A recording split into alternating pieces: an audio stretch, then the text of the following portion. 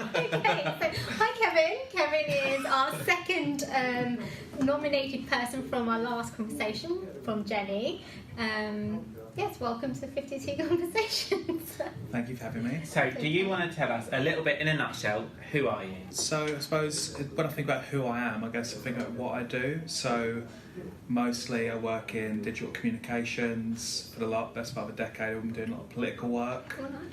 So, campaigning. And I suppose what motivates me is changing the world and getting things done. So, is that what you thought you would end up doing when you left school? When I left school, I didn't really know what I was doing. I didn't think I'd really get into college. It all seemed a little bit academic at that point. I suppose political activism is something I stumbled into a little bit, and something I developed a lot more when I was at university.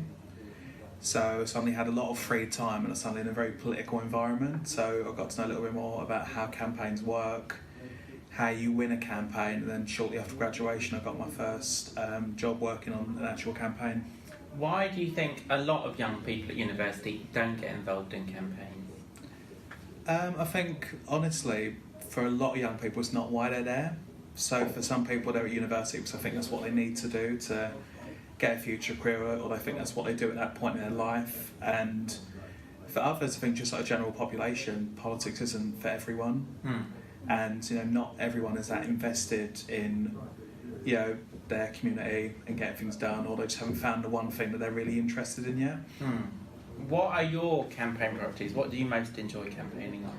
So at the moment, most of my campaigning is around homelessness and rough sleeping and Brexit.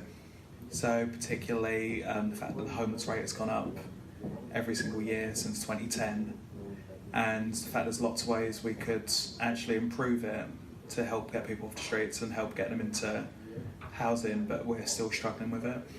And you've stood as a parliamentary candidate and as a police and crime commissioner candidate. What is that like? It's really the strangest sensation, because you go from nobody knowing you to overnight hundreds of people having your email address. You're suddenly very visible and everyone wants to know your views on things. And I don't think that part's ever really explained. It sort of happens overnight, the election's called, and all of a sudden everyone wants to hear from you about different issues, some really niche issues that I didn't have views on before I received some emails. Have you received any questions that you haven't really been able to respond to, that have just been kind of weird? Are you allowed to talk about that? Yeah, definitely. I've not had any questions I've not been able to respond to. I've only had some questions I never thought I would ever be asked about. So when I ran in Essex in 2016, I got quite a few emails about conservation shooting. And so actually, hunting in the UK and getting firearms licences. And I think in the UK we don't really think about guns at all. It really took me off balance as a question. I had to really think about it, and also about how we regulate that. So I went and I talked to the party about what the position was, and also talked to the police folks about how they actually govern that. What did you find? So people have to pay for gun licences, and some people wait the best part of a year to get a decision. Is this just normal people having a gun, or hunting? So for a specified purpose, you can't just carry a gun for any reason. No. You've got to say there's a good reason for you to want to have one. So it's not, sort of Second Amendment territory. What's the weirdest thing that's ever happened to you whilst canvassing then? Quite a few people come to the door barely dressed. And again, that's one of those things, I guess when you think about it, it makes a little bit of sense, but no one actually warns you that's ever going to happen. But I've had pyjamas, dressing gowns, with men topless. Okay. Just... Well, you'd want them at least to be topless, not bottomless. Or just fully dressed. That sounds good. You work in digital campaigning. Yeah. What are the differences between the digital side and the ground side? The digital side, I think the big difference is that you don't know who a lot of your audience is, so you can't really gauge their response unless they choose to give you their response or feedback to you some way. And the other big difference is it's much more scalable than any sort of grand campaigning. Like, I've reached thousands of people over the last month doing digital campaigning, and over the equivalent period I might have reached maybe a tenth of that on the ground. But again, what do you say digital campaigning? So you use Facebook for adverts? Or yeah, so Facebook, Twitter, Instagram, and I do targeted advertising at people we think will want to see the content. And do you get much engagement on those adverts, or is it just you just see the stats? posts and it's just, you know that you've reached this amount of people, or is it? The engagement's quite good actually. It's led to email sign-ups with recruited volunteers that Worth way. the money then? Yeah, definitely. I like to think I am as well. So yeah, so definitely we see a lot of that, but it's just very different to doing it on the ground.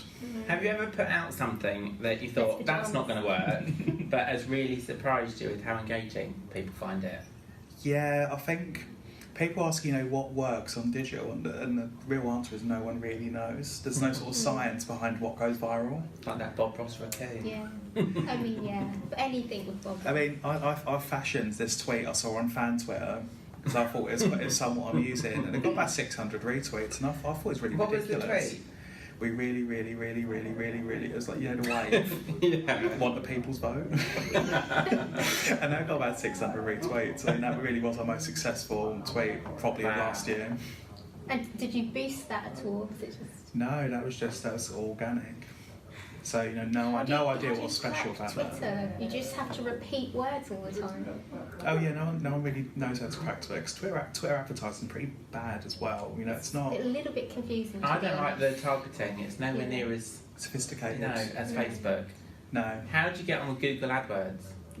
We've never actually, because we're, the company I work for is rebranding soon, we've not really gone into AdWords because we'll be boosting an old brand still. So that's something we're going to, when we draw up a new strategy for the new brands, that's going to be in there, how we actually get people who are searching for that old brand to find us, and also certain keywords that people putting in, how we drive them that way, but not something I've really worked with, just because I think our audience is a lot younger and they're very engaged on social media, so that's primarily how we've been reaching them. So you also got a master's in ethics. Yeah. Why did you do that, and what are you going to do with that in future? I think I did. It was around the time of me standing for Police and Crime Commissioner, and actually it arose from watching Parks and Recreation. Really? I thought ethics in public office is really important, and actually one of the few times when it's going to be most difficult to make ethical decisions. And I think even good people in public office will tell you it's very difficult to, weigh things up, make good decisions, and retain your integrity at all times. So it's something I gave a lot of thought of. And particularly when you're thinking about how do we make decisions, what sort of framework do we use? Are we utilitarians essentially when we come to public policy, or do we use a different framework? So that was, I think, really what drove that. It was more my personal development than anything to do with career choice. And do you have any big plans for this year? For this year, I suppose one of the things, I've worked on a few different things. I'm still an NHS Foundation Trust Governor, so I'm really working on that at the moment. There's quite a few changes in my area, so I'm getting quite active in that area. Just joined my local school appeals panel, so I'm still training for that. And that'll basically be hearing appeals from people whose children haven't got into their first choice schools. And of course, a local plan in my area as well has been drawn up, so I'm getting quite engaged in that at the moment and working with local authority cabinet members and the like. And in what capacity are you doing that? Just as me, I think, really, I think one of the things that we've not been good at, particularly in my area, I think, is engaging with people. So I'm really, talking to the different political parties and to the cabinet members, and finding out, where their views are and actually how we can get the public engaged, and how we can use this opportunity to talk about how we develop our area, to talk about how we make our politics better as well. So do you have any advice for other young people who want to make some change in their community but don't know where to start? They're not party political, so that route isn't one, but someone who wants to make a change, what advice would you give them? I would usually say, if you're not party political and you're just interested in an issue, find out where your nearest CVS is, pop along and find out who's looking for volunteers, find out where your skills might be a match, but also find out maybe how volunteering can develop you as a person. Maybe you haven't got these skills yet, but volunteering for a charity could help you get those skills. So I think a lot of people think of volunteering as being very much a one-way street, but often it's as much about what volunteering can do for you as it is about what you can do for the charity. So what would you look for from a charity? What sort of things should voluntary organisations be offering to attract people? I suppose what they should be offering is some sort of structure to anyone who wants to volunteer. So volunteers should come along and they should know what they can get out of this opportunity, what the eventual aim is, and really what sort of person they're looking for as well, so they can decide whether they're a fit both culturally and in terms of their skills. So I think most people don't really know what drives them until they come across it, which is why I say to people, look into volunteer, or you want to get involved, just find out what's going on in your local area, and just talk to people. Yeah, I think it's good to point out as well that doesn't have to happen when you're young. It can happen at any point in your life as well. Yeah, no, definitely. I've talked to people later in life, and they've said they joined a political party for the first time, maybe in their 50s or their 60s or even older. Really? Oh, cool. And they said they never thought about it before, but with what's going on at the moment, they felt now was the time they had to be involved. Have you ever thought about joining a political party? Oh, I don't know what I'd do in it. It's much for muchness, I think. Might start my own. There's always something for everyone in the political party. Probably even if you've done all your role is, you'll find it if you want to. I'll think about it. Yeah. So Jenny, when she nominated you, said that you had lots of stories that people wouldn't know how to react to. So do you have a story that you think really typifies what she might have meant? Oh gosh, I mean, I don't know. I've no idea what she meant by that. I dread to think what she meant by that. Really trying to think. Possibly. I mean, this is a story I don't really talk about very much, but I think very. The whole world know now. The whole world. So after I gave my very first speech at a conference back in 2015, I think it was spring conference. I was actually drunk on the stage. Oh, wow. What had you been people. drinking? It was still from the night before. Oh, so just really it was residual, hungover, yeah. right, And so I thought I was still. Wait, are feeling. you doing a speech? Did you say? Yeah, I was doing a speech. Great time. Yeah, but loads of people told me they really enjoyed it. I'm not sure. Oh, so I'm not sure whether it was a good choice or a bad choice. So, I'm not sure I'd recommend being drunk for your first speech, but if that's what gets you up there, go for it. Go for it. Okay, all right. We've got one last question for you, and that is, as a guest, your last thing to do is nominate 2 more people for us to speak to next. So, who are they and why? So, the first person I'm going to nominate is my boss, Jim Williams. Okay. So, Jim's decided to build something from scratch, a completely new movement, and I think he's... What's he building? So Yoruba Britain, who I work with at the moment, so he's the founder. Right.